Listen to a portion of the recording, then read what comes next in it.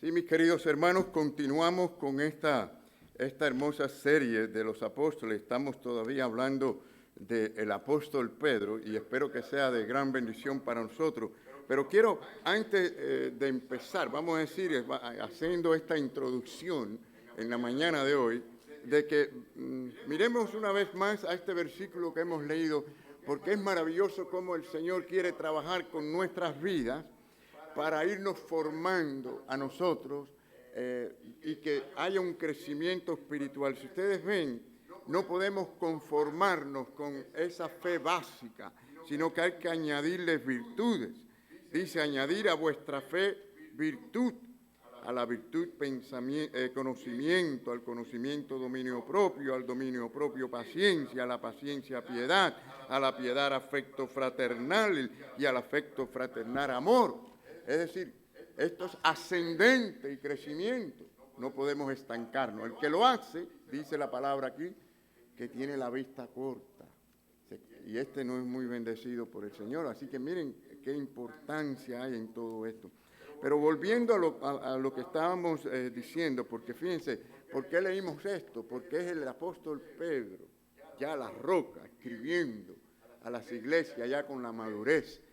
Miren cómo escribía, pero estamos yendo atrás a ver cómo era él en cuanto, es decir, cuando él estaba pasando a ser de Simón a Pedro, ¿no? Porque el Señor le dijo, tu nombre es Simón, pero te llamarás Pedro, roca.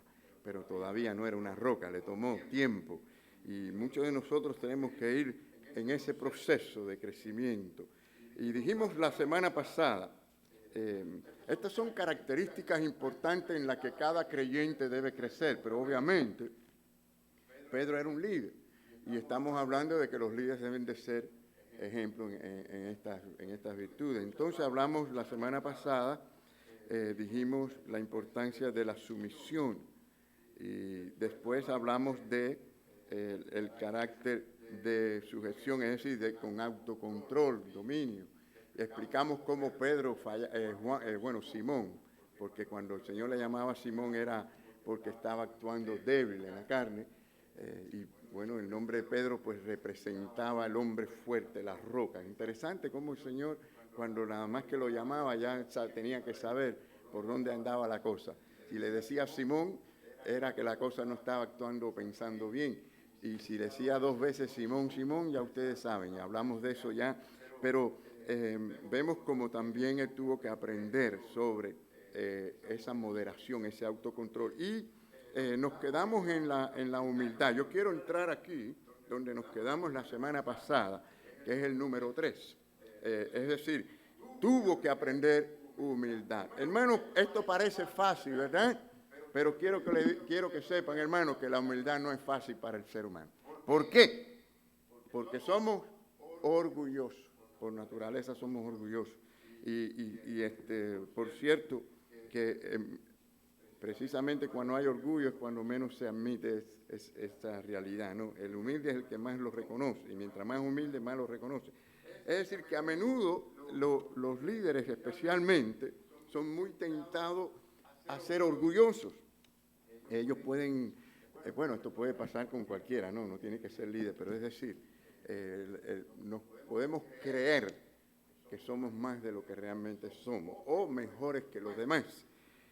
Y miren, especialmente cuando se es líder, se hay de todo, ¿no? Desprecio y mucho más menosprecio y también hay aprecio. Hay un remanente que siempre agradece, aprecia y todas estas cosas. Y con las alabanzas a veces, si hay orgullo, y el problema lo tenemos dentro, las personas pues se sienten orgullosas por encima de los demás. Y podemos ver a Pedro, o en Pedro, una tremenda confianza en sí mismo, y esto es muy evidente, especialmente en la forma en que él saltaba pronto, así, con las respuestas. Él quería dar respuesta a todas las cosas, en la forma que él rápidamente saltó de la barca para ir a caminar en las aguas, como ya vimos la semana pasada. Pero se hizo obvio en la peor y más desastrosa forma cuando Jesús predijo que todos ellos, o sea, los discípulos, lo iban a abandonar a él. Entonces, fíjense, Jesús le dijo, y esto estoy citando a Mateo 26, 31. Mateo 26, 31 dice que le dijo, todos vosotros se escandalizaréis de mí esta noche, porque escrito está escrito en las Escrituras, heriré al pastor y las ovejas del rebaño serán dispersadas. Bueno, pues ¿qué creen ustedes que hizo Pedro cuando oyó que el Señor dijo, todos ustedes se van a escandalizar de mí? ¿Qué creen ustedes? Enseguida Pedro, muy confiado, enseguida brincó y dijo, aunque todos se escandalicen de ti, yo nunca, yo jamás me voy a escandalizarme de ti, Señor. Así que le dijo. Y luego añadió lo siguiente, fíjense, que si metió la pata la siguió metiendo, ¿no? Dice, Señor, dispuesto estoy a ir contigo, no solo a la cárcel, sino también a la muerte. Bueno, yo creo que él fue sincero en lo que él dijo, pero el problema es que había mucha falta de entendimiento y madurez en todo esto. Ahora, Pedro, como ya ustedes saben, el Señor tenía razón y él no. ¿Qué pasó? Terminó, pues, precisamente negando a Jesús múltiples de veces. ¿Cuántas veces le negó? Las veces que el Señor le dijo que le iba a negar, ¿no? 3 veces. Y hermanos, la vergüenza y ese oprobio de Pedro, al haber deshonrado a Cristo tan abiertamente, se hace o se aumenta por el hecho de que él se jactó de ser tan firme, tan fuerte, se jactó de estar tan resuelto delante de todos los demás, de que era impenetrable a tales pecados. Entonces, bueno, el Señor usó todo esto para ir formando el carácter de Pedro. Hermanos, nada es casualidad en nuestra vida. Todo el Señor los quiere usar para formarnos, para mejorarnos, para que crezcamos. Tenemos que aprender a aprovechar las circunstancias, sean buenas o sean malas, sean duras, y es más, las aflicciones precisamente son las que más nos moldean y nos arreglan a nosotros delante de Dios. Y fíjense que este hombre, años después, como él declaraba, como él decía, y yo les quiero citar, porque acá no tenemos le estoy citando ahora Primera de Pedro, la primera carta que él escribe, cómo escribe ya el Pedro, no el Simón, ni el Simón, sino el Pedro, la roca, que es el significado de esa palabra. Dijo, revestíos de humildad, en 1 Pedro 5, 5 al 6, revestíos de humildad porque Dios resiste a los soberbios. ¿Escuchó esto? Dios no soporta a los orgullosos. Y bueno, la soberbia es sinónimo también del orgullo. En el Antiguo Testamento expone por todos lados la ira, la soberbia, como el orgullo. Claro que el orgullo se expresa de muchas maneras, ¿no? Pero cuando las personas se irritan, cuando las personas se molestan, se ofenden porque le tocan algún callo, como quien dice, ¿no? Le tocan alguna cosa del yo. Eso se llama orgullo. Se llama orgullo. Pero fíjense que la gente no se irritan ni se llenan de ira porque ofenden a Dios. O porque si así fuera, ellos estuvieran irritados con ellos mismos de no ser tan obedientes al Señor, no ser tan fieles al Señor. Es decir, que lo que hace el orgullo es eso. Cuando se trata de mí, ahora sí me molesta. Pero no cuando se trata de lo que le hacen o le hacemos al Señor. Por eso Jesucristo lo vemos bien airado cuando ofendieron a su Padre en el templo con aquellas ventas, agarró el látigo y botó a todo el mundo ahí a latigazo. Allí sí mostró una ira santa y pura. Necesitamos aprender a tener esa clase de ira santa y pura, no por cosas insignificantes que realmente nos demostramos con eso que estamos llenos de orgullo y no de humildad. Más bien la ira es del Señor. En ese sentido, dice el Señor, mía es la ira y mía es ¿qué? La venganza. Eso se lo dejamos al Señor, ¿verdad? Entonces, es más, el airarnos nos enferma físicamente también. Si ustedes analizan bien y buscan y hoy en día se pueden encontrar muchas cosas en Google, aunque muchas cosas no son verdades, pero hay que tener cuidado, ¿no? Pero sí, hay mucha información que nos pueden enseñar a nosotros el daño que nos hacemos con la ira y el enojo, nos podemos hacer mucho daño. Bueno, dijo Pedro ya con cierta madurez, le dice a los hermanos, revestidos de humildad porque Dios resiste a los soberbios y da gracia. ¿A quiénes? A los humildes. El Señor le da gracia. ¿Cuántos quieren más de la gracia del Señor? ¿Cuántos necesitamos más de la gracia del Señor? Todos. Yo no creo que haya un cristiano que diga, no, yo tengo ya suficiente gracia del Señor. No, Señor, no me dé más gracia. No, hermanos, si eso es algo que es bueno pedirlo, quererlo, desearlo, más de la gracia del Señor. Y podemos crecer en gracia, en la gracia del Señor. Entonces, ¿cómo podemos crecer en la gracia del Señor? Usted tiene que ser muy humilde, hermano, tiene que ser humilde. Y el humilde no es aquel que llega y dice, ay, ya yo soy tan humilde. Porque ahí mismo lo echó a perder, ¿no? Es decir, ya dejó de ser humilde. El humilde es el que constantemente ve ese remanente de orgullo y está luchando con su orgullo. Y esa es la realidad. Entonces dice, humillaos pues bajo la poderosa mano de Dios, para que Él, ¿qué? Os exalte. La exaltación tiene que ser del Señor, no nosotros mismos, exaltarnos, querernos. Que os exalte cuando fuere tiempo.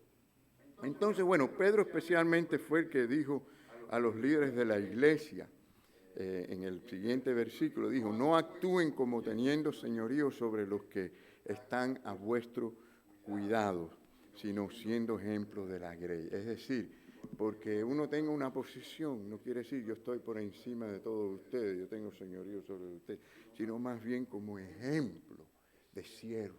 Fíjese que en la obra del Señor es todo diferente.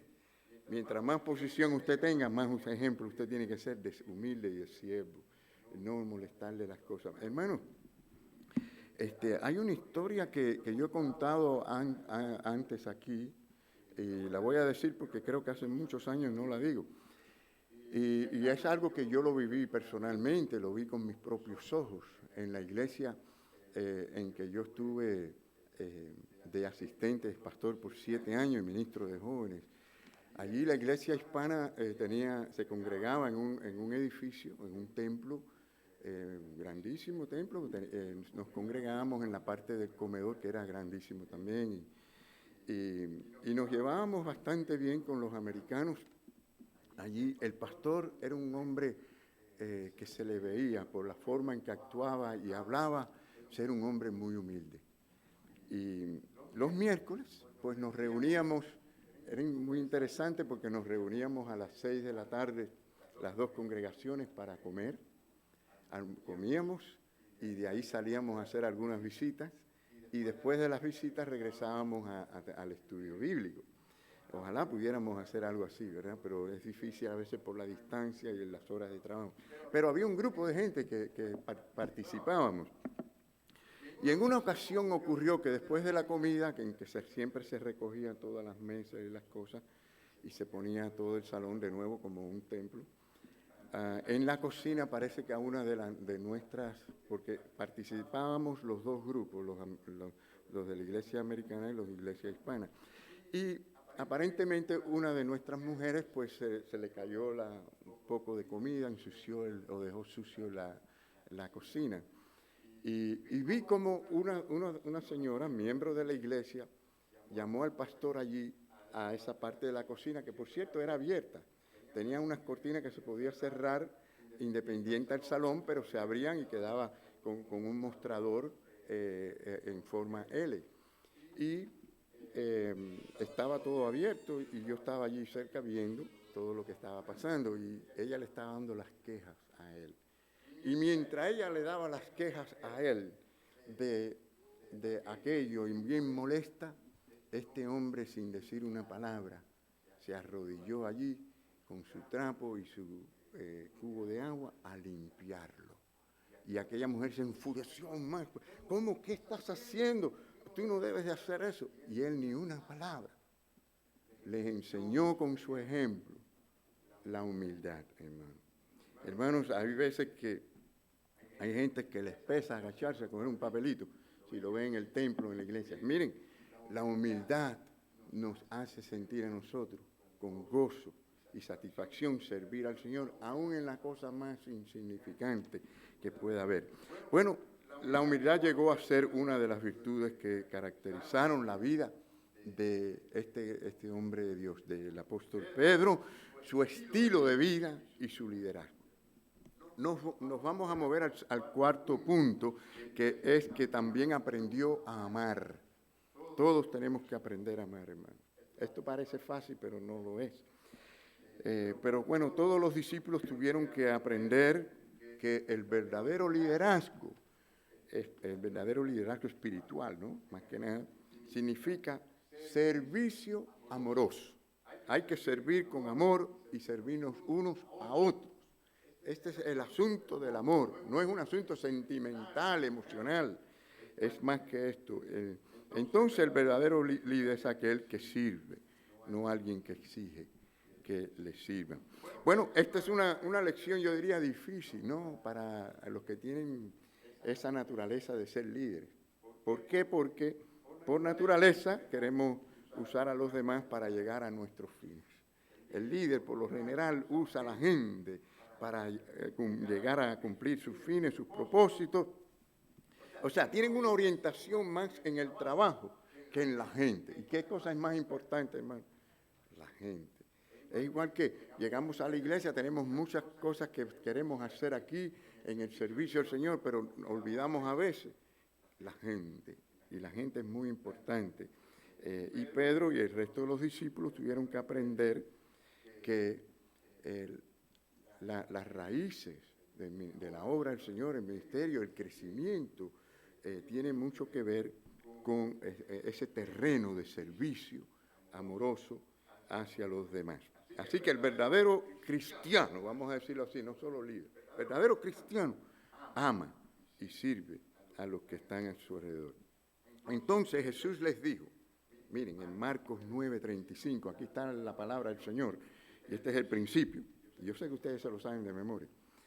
Si alguno quiere ser el primero, ya se lo saben, ¿será qué? El postrero, el último de todos. Y el servidor de todos. Es decir, esto es la matemática de Dios, ¿no? Aquellos que quieren estar y desean ser reconocidos y alabados, y que realmente cuando estas cosas pasan, hermano, el Señor no nos puede usar, no nos puede usar. Pero dice la palabra aquí, y yo entiendo, hermano, que en el reino de los cielos ese es el orden. El Señor le está diciendo, los que aquí quieran ser los primeros y por hacer así nos van a servir a los demás, bueno, allá será al revés la cosa para ellos. Es decir, van a ser los siervos de los demás. Bueno, esas son cosas del Señor que tenemos que analizar para que veamos qué maravilloso es y qué importante es la humildad y el amor. Entonces, bueno, constantemente el propio Señor les mostró a ellos, constantemente por su forma de vivir a ellos, que el liderazgo debe ser con servicio y con amor. Y yo creo que no hay una parte más quizás evidente que podamos ver esto que en el mismo aposento alto, la noche en que el Señor fue traicionado. Ese fue un momento especial, porque, bueno, ustedes saben que esa es la fiesta de los panes sin levadura, ¿no? Había que sacrificar un cordero y era una fiesta un poco prolongada, ¿no? Porque además de la comida tenía ciertas ceremonias y se demoraba de 4 a 5 horas todo este proceso. Pero bueno, el Señor había enviado ese día específicamente a Pedro y a Juan a buscar a una cierta persona. Le dijo, un hombre que van a ver en la ciudad de Jerusalén con un cántaro. Ese mismo, háblenle, díganle que el Señor dijo. Y ya el Señor lo tenía todo como preparado, ¿no? Y claro que por lo regular las mujeres eran las que llevaban los cántaros. O sea, que ver un hombre con un cántaro era algo raro. Así que no fue difícil para ellos identificar a esa persona. Pero sí, el asunto es que había un cuarto alquilado para ellos hacer esta celebración. Y entonces, hermanos, en esa cultura por lo general, los que participaban se reclinaban a las mesas. Los que participaban de las comidas y todo esto, se reclinaban a las mesas. O sea, que no es como nosotros hoy acá, que nos sentamos verticalmente en una silla.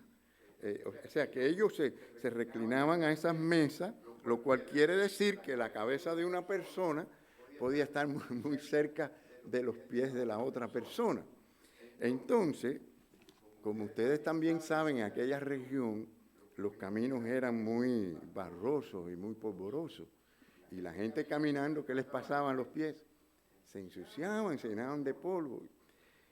Lo que quiero decir con eso es que era una ética, era una costumbre, que cuando alguien llegaba a la casa, iba a visitar, estar en la casa, y mucho más a comer, pues era una costumbre tener a alguien allí, si tenían las condiciones de un siervo, un esclavo, que lavara los pies de los visitantes. De lo contrario, algunos de los miembros de la familia tenían que hacer ese trabajo.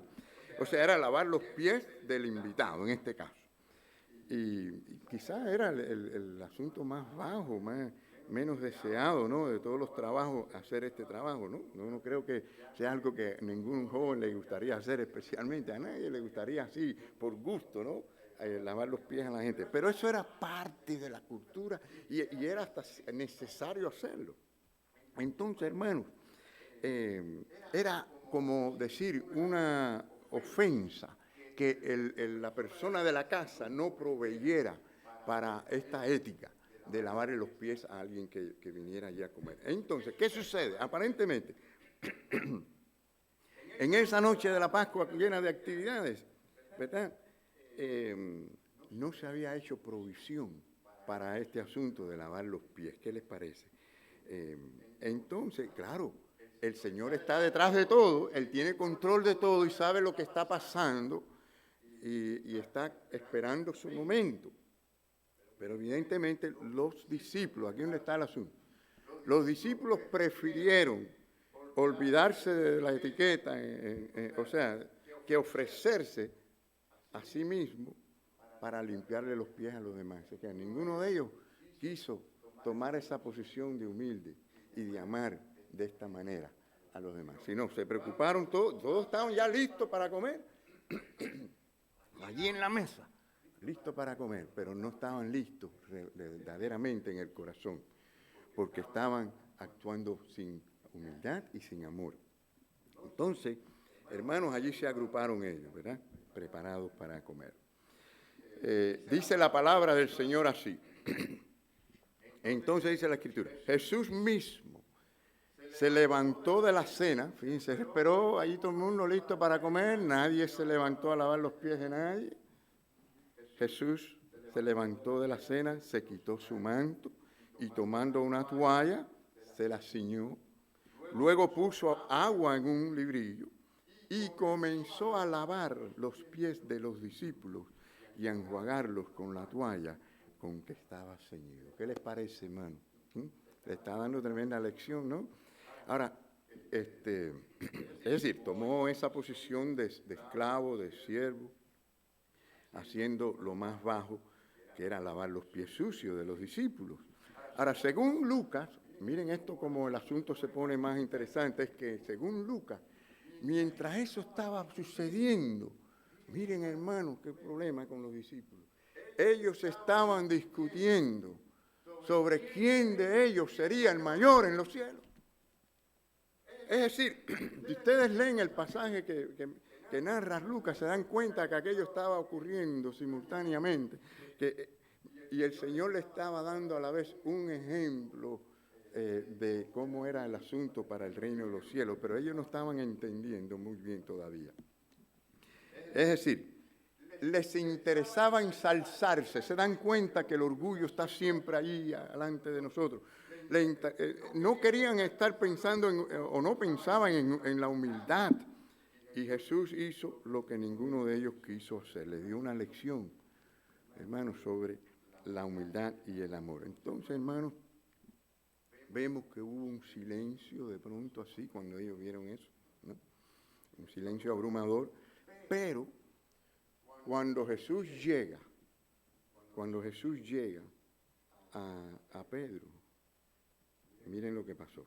Enseguida, ahí se forma el asunto. Miren, Pedro le dijo, Señor, ¿tú me lavas los pies? O sea que el sentido de la frase, por cierto, en el próximo versículo el Señor le dice a Pedro, Pedro, tú no entiendes estas cosas ahora, las vas a comprender luego, ¿no? Pero el sentido es, Señor, ¿pero qué estás haciendo? ¿Cómo tú, que eres el Señor, eres nuestro Maestro, eres el Mesías que él había declarado, el Hijo de Dios viviente? ¿Cómo tú me vas a lavar los pies? No me lavarás los pies jamás. En el versículo 8. Pedro era el maestro de las afirmaciones absolutas. ¿Sí? ¿Sí? Nunca me escandalizaré. ¿No? Así. No me lavarás los pies jamás. Todo para Pedro era, o sea, no había matices grises. Todo era un asunto de lo absoluto, blanco o negro, para Pedro. Entonces Jesús le respondió a Pedro. Fíjate, él todavía no estaba entendiendo mucho, pero Jesús le dice, si no te lavares, no tendrás parte conmigo. Imagínense. Por supuesto que Jesús estaba hablando. ¿De qué lavamiento estaba hablando Jesús? Jesús estaba hablando de lo espiritual, no de lo físico realmente, de una limpieza espiritual. No era el lavamiento literal. Jesús estaba hablando de la limpieza del pecado que agarramos día a día en nuestra desobediencia, en nuestros pensamientos. Y que hay que ser humilde y hay que limpiarse los pies delante del Señor. Este es el símbolo de esto. Ahora, la prueba de que el Señor estaba hablando acerca de la parte espiritual está en el siguiente versículo. Porque dice así el versículo 10, vosotros limpios estáis, aunque no todos. Es decir, el Señor le lavó los pies ya a todos. Y ahora dice, no todos están limpios. Refiriéndose en el versículo 11, Juan, que está escribiendo el Evangelio, él declara y dice, porque sabía a quién le iba a entregar. Y por eso dijo, no estáis limpios todos. ¿A quién se estaba refiriendo? A Judas, ¿verdad? Así que le lavó los pies a todos ellos, pero había uno que no estaba limpio. Se estaba refiriendo, así, usando esto del lavamiento de los pies para enseñarle humildad, pero a la vez enseñarle un mensaje muy importante, doctrinal, teológico. Porque Dios nos limpia completamente con la sangre preciosa de Jesucristo en la cruz del Calvario. Pero al andar nos ensuciamos los pies y tenemos que venir para que el Señor nos limpie día a día delante del Señor. Él es el que nos lava los pies, Él es el que nos limpia, no hay que ir por otros medios, es el Señor Jesucristo. Y entonces, de nuevo, con Pedro no habían términos medios, dijimos, ¿no? Fíjense cómo era la cosa con Pedro. Que cuando él oyó que el Señor le dijo, si no te limpio, no tienes parte conmigo, enseguida dijo, pues límpiame todo, las manos, la cabeza, todo, lávame completo, ¿no? Así eran las cosas con Pedro, pero la realidad es que él no necesitaba más limpieza, hermano, que esa, porque fíjense que no estaba hablando Jesús de la limpieza para vida eterna, salvación eterna, sino para comunión íntima con el Señor. Queremos comunión íntima con el Señor, necesitamos día a día, pero sentirlo de corazón. No es como una rutina ahí que decimos lo mismo de memoria sin pensar lo que estamos diciendo. Es de verdad venir delante del Señor reconociendo que no somos tan fieles, que no somos tan amables, que no somos tan humildes, y reconocer estas cosas delante del Señor y desearlas, pedírselas, y que el Señor nos limpie esas suciedades. Allí es donde está la parte del proceso del crecimiento del cristiano, hermano. Entonces, fíjense, hermanos, que ellos tuvieron que aprender todo esto. Y el Señor les dijo a continuación este versículo que ustedes ya seguro se lo saben de memoria, porque hay un himno que cantamos aquí que usa estas mismas palabras. Les dijo, un mandamiento, en Juan 13:34. Un mandamiento nuevo os doy, que os améis los unos a los otros, como yo os he amado, que también os améis unos a otros. ¿Qué les parece? Es de la misma manera, ¿no? En esto, y muy importante, en esto conocerán todos. ¿Quiénes son todos? Dicen, esto conocerán todos. ¿Quiénes son todos? Primero la iglesia misma y luego el mundo. En esto conocerán todos que sois mis discípulos, si tuvieres amor los unos por los otros. Por eso yo digo, la iglesia tiene que estar unida y muy activa, porque ¿cómo usted va a mostrar amor a los hermanos y expresar amor y servir si usted se mantiene a la distancia? Hay que estar unidos y hay que mostrar amor. Y eso servirá de testimonio, de aliento, de fuerza a otras personas. Bueno, ¿cómo les había amado a ellos? Le lavó los pies. Le lavó los pies. ¿Estás dispuesto a lavarle los pies a otros? Claro, no en el sentido literal, porque no es la práctica nuestra acá. No es lo que hacemos. Nadie va a llegar a su casa y se va a quitar los zapatos y las medias y decir, por favor, ¿me puedes lavar los pies? Nadie le va a decir eso, así que no se preocupe. Pero sí es el servir. Cuando alguien tiene una necesidad, ir y servir, esté en el hospital, lo que sea. Estar dispuesto a quedarse con esa persona, estar dispuesto a servir, a llevar alimento, a llamar, a visitar, a hacer lo que haya que hacer. Entonces, hermanos, es difícil para algunas personas agacharse en este sentido y lavar los pies de otras personas, pero es necesario porque es evidencia del verdadero amor de Dios. Pero el amor de Dios, cuando de verdad mora en nosotros, que dice la palabra que tiene a Dios, tiene el amor de Dios, tiene a Dios, se demuestra muy diferente a la forma que la gente ama. En el mundo la gente se ama, ¿no? El esposo ama a la esposa, viceversa, amamos a los hijos, a aquellas personas que nos hacen bien, pero el amor de Dios en el cristiano es el amor que va más allá, que ama aún al enemigo, al que le desprecia, al que no le ama, al que no le trata bien. Allí se muestra si de verdad el amor de Dios está en nosotros.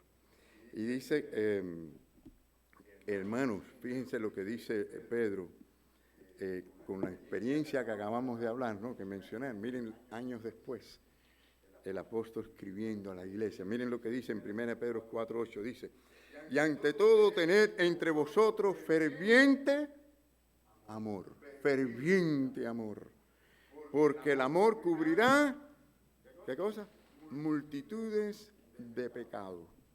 Fíjense que el amor no busca exponer el pecado a la gente, ¿no?, sino busca, en este caso, cubrirlo como sirviendo, ayudando, siendo parte de bendición para esa gente. Así que la palabra ferviente aquí está hablando, significa literalmente, la palabra en griego, estirado al límite, lo cual quiere decir que ame al máximo, amar al máximo, con toda su capacidad, es la idea, ¿no? Entonces, hermanos, no es una cuestión de sentimiento ni de responder simplemente a lo superficial, sino es un asunto de verdad de amar con deseo de hacerle bien a otros y de servirle. Así que está hablando de un amor que cubre y que compensa por los fracasos y las debilidades de los demás. El amor cubrirá multitud de pecados. Entonces, bueno, él tuvo que aprender esta lección. Hermanos, el próximo domingo vamos a hablar sobre la compasión y luego sobre la clase de valor que produce este crecimiento y que vemos en el apóstol Pedro. Espero que el Señor les haya bendecido en esta mañana y que de verdad hayan recibido la palabra en el corazón, que sea viva y eficaz, porque, como ustedes saben, el Señor dijo muy claramente, el que tiene oídos para oír, que oiga. No todo el que está oyendo oye, pero el Señor dijo, el que tiene oídos para oír, oídos espirituales, que oiga la palabra. Bien, que el Señor les bendiga a todos.